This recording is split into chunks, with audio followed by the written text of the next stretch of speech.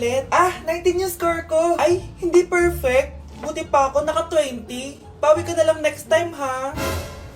Scarlett, nagawa mo ba yung assignment natin? May assignment tayo? Hala, di ko nagawa. Huwag mo nang sasabihin kay mama. Sige, di ko sasabihin. Ma'am, may assignment po pala tayo. Ay, oo nga pala, may assignment tayo, class. Ang hindi gumawa ng assignment, bagsak sa akin, ha? Bida-bida talaga tong si Samantha. Okay, class, sinong iboboto niyong president? I nominate Scarlett, ma'am. Ako? Di ako papayag. Dapat ako yung maging president. Go, Scarlett, kaya mo yan. I nominate myself because I believe na mas responsible ako. I believe na hindi ako nangungupit ng class funds. Iboto niyo ako dahil matataas ang mga scores ko. Iboto niyo ako dahil hindi ako nangungopya para lang tumaas ang score. Ako ba pinaparinggan mo? Mukhang may natamaan ata. Congrats, Scarlett. Deserve mo maging president. Gagawin ko yung best ko. Good morning, class. Hindi na papasok si Samantha. Ha? Ano nangyari? Ang balita ko, nag-drop na siya dahil sa sobrang pressure sa nanay niya. Palagi siya pinapagalitan kapag hindi perfect yung score niya. Nagalit din yung nanay niya nung hindi siya nanalo ng president. Kaya, na-depress talaga siya. Kawawa naman pala siya. Kuya, sundan mo yan. Sige po, ma'am. Sinasabi ko na nga ba eh. May tinatago ka sa akin. Ayan, kuya! Huminto ka dito! Magloloko ka na nga lang sa matanda pa. Hoy, bayad mo! Humanda ka talaga sa akin.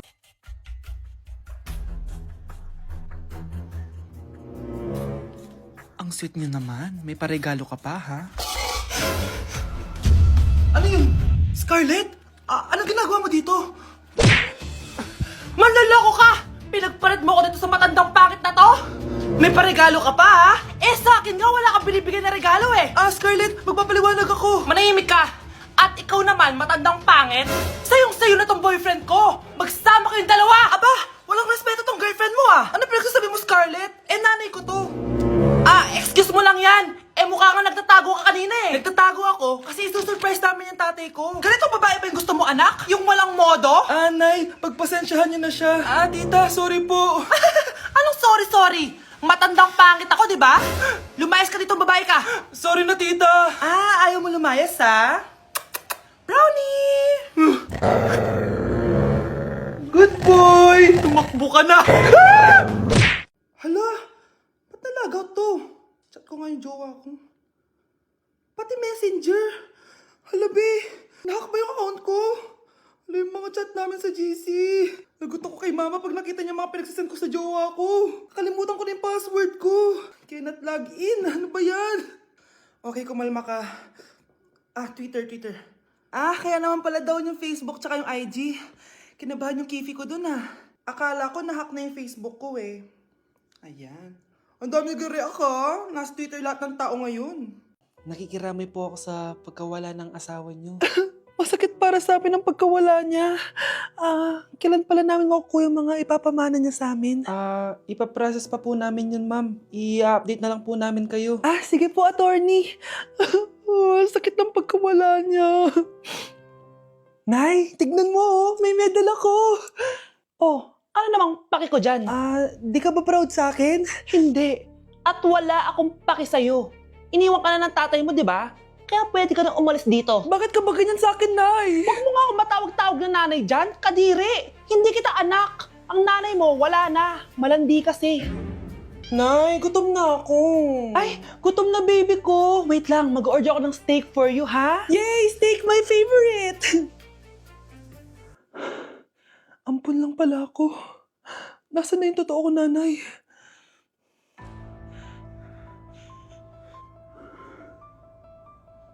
Tulog sila.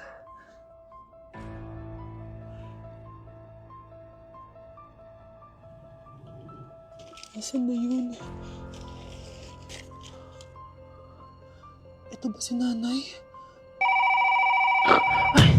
Sino ba ito tumatawag na to? Muntik na yun. Attorney? Hello, ma'am. May update na po sa ipapamana ng namatay niyo pong asawa. Sige. Punta ka dito sa bahay.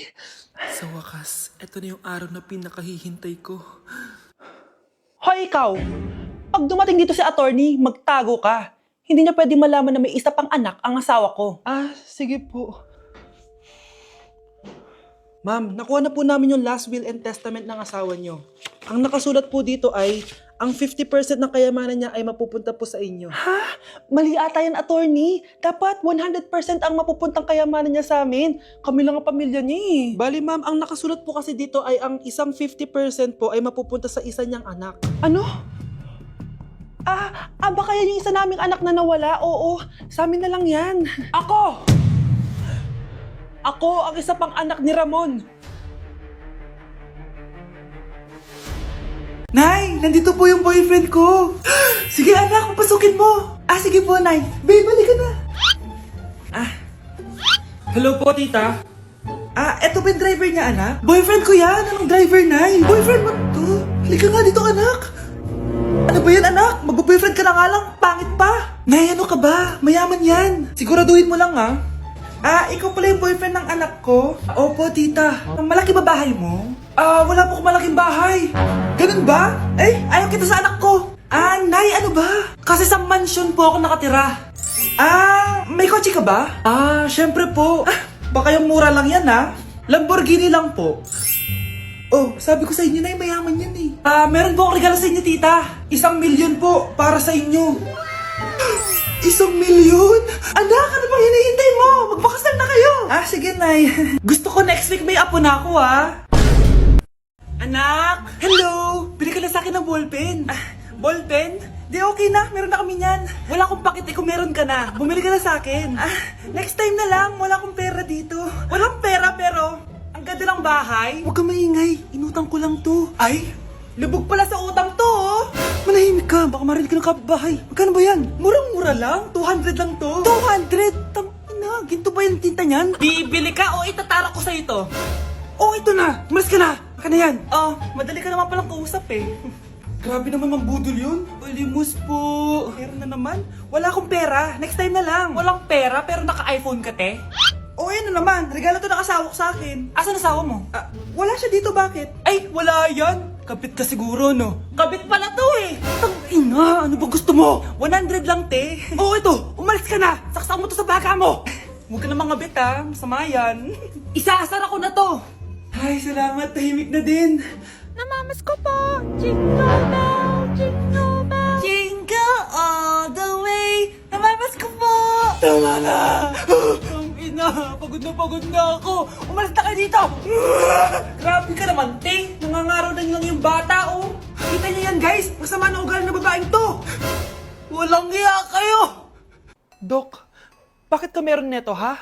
Bakit may picture ka ng nawawala akong anak? Hindi mo ba talaga ako naaalala? Hindi. Sabihin mo sa akin, buhay pa ba ang anak ko? Umalis ka na. Marami pa akong gagawin. Buhay pa ba ang anak ko? Oo! Buhay na buhay ako! Ako ang anak mo na iniwan mo sa palengke dati! Nagtataka ka? Isa na akong trans ngayon.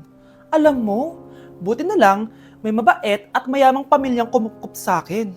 Kaya maganda yung naging buhay ko. Tingnan mo, naging doktor pa ako. Kaya salamat sa'yo at iniwan mo ko. Anak, hinanap kita.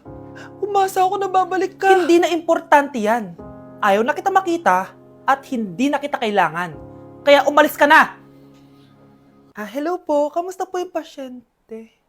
Dok, si nanay naman yung nagkasakit. Kamusta na siya? Okay naman. Sa iba ko na lang siya ipapaasikaso, ha? Anak? Anak, please! Bakit anak tawag mo sa kanya, Nay? Sure ka ba na habang buhay ka magagalit sa nanay mo? Nakita ko results niya kanina. Anytime, pwede siya mawala. Magpapahangin lang ako. Nasaan na sila? Hello, nurse? Nasaan yung pasyente dito sa room 214? Anak? Ako ba hanap mo? Nay, akala ko may masamang nangyari na sa'yo. Anak, Hindi na kita iiwan. good news! False alarm lang pala yung nakita namin results sa nanay mo. Ibig sabihin, magiging okay siya. Salamat naman. Nay, ayoko na mawala ka sa akin, ha? Yay! May ate na ako! Oh, bakit may pera na naman dito? Pinamigay ko na ibang pera kahapon, Kakainis naman. Ma'am, may delivery po kayo. Oh, ano to? Pera na naman? Diyos ko, ayoko neto. Sa'yo na lang, kuya. Ayoko din po niyan, ma'am. Sa iba niyo na lang po ibigay. Sige na po. Ano ba yan? Ang dami ko ng pera eh. Nay, bakit 300,000 na naman yung binigay mong baon sa akin? Hindi ko pa nga nagagastos yung baon ko last week eh. Tapos biniran mo pa ako ng bagong iPhone at iPad. Bawasan mo yung baon ko, ha? Nakakainis ka. Huwag ka na magreklamo. Ang dami na nga natin pera eh. O eto pa. Hindi ko na alam kung saan ko gagastusin to eh. Ay naku, padala kasi ng padala ng pera eh. Tapon ko na lang to. Congrats, ma'am! Kayo po ang grand winner ng 5 million pesos. Ano ba yan? Pera na naman. Pwede ba hindi ko tanggapin yan? Dami ko ng pera eh. Ay, bawal na po namin kunin to, ma'am. Sa'yo na po to. Congrats po ulit. Ba't pa ako nagising? Sana ganun na lang yung problema ko. Grabe, ang pangit ko pala dati nung bata ako. Sino itong tumatawag? Hello? Scarlett, wag kang papasok bukas sa school ha. Ha? Bakit? Sino ka ba? Basta, sundin mo na lang ako please.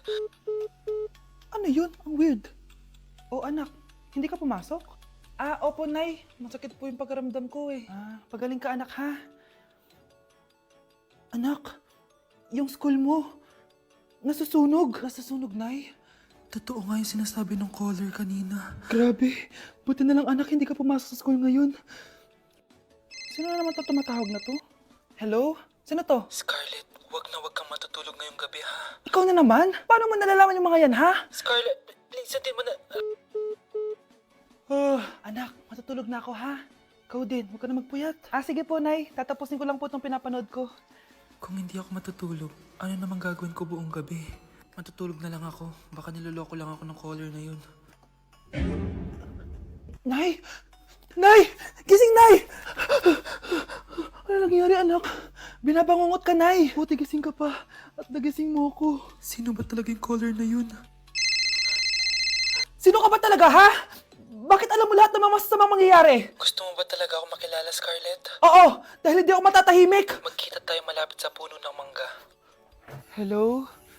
May tao ba dyan? Hi, Scarlett. Ikaw ba yung caller? Gusto mo ba talagang makita kung sino ako? Oo. Ako ikaw, Scarlett.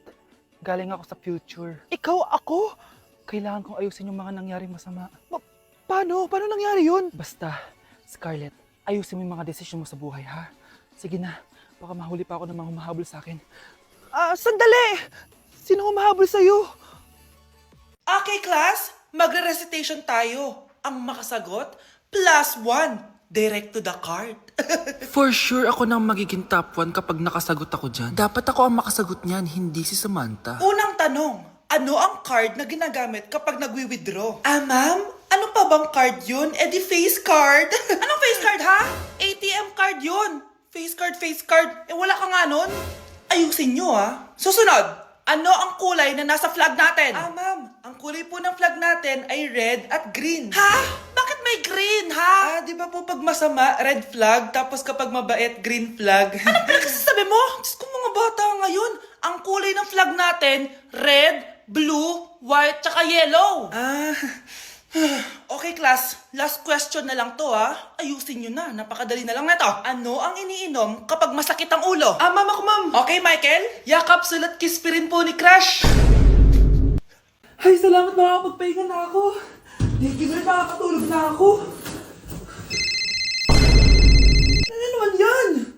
Be, nasan yung part mo sa research? Kailangan na natin yun. Kakauwi ko lang, tama? Tayo ay nasa bahay. So, ang mga schoolworks, yung mga research, iwan natin yan sa school. So, kapag kakauwi ko lang at gusto ko matulog, imbes na wag kang tumawag, anong ginawa mo? Nasaan yung research natin? Tapos mo na ba? Be, kakauwi ko lang. Hindi ako robot. Kailan ako tumawag sa'yo at nagganap ng research na kakauwi mo lang? Never. Ang tawag doon, konsiderasyon. Hindi naman tayo babagsak kung magpapahinga tayo, di ba, be? Malilate na kasi tayo, kailangan natin magpasa. Aba, be, pwede ba ako magpahinga? Hindi lang naman sa school umiikot yung buhay ko. Kaya nang tumawag ka, napagano'n ako, oh. Aba, sira ulo to, ah. Kakauwi ko lang, ah. Pahinga din tayo, be. Baka bago natin mapass yung research natin, mapass away tayo. Sige na.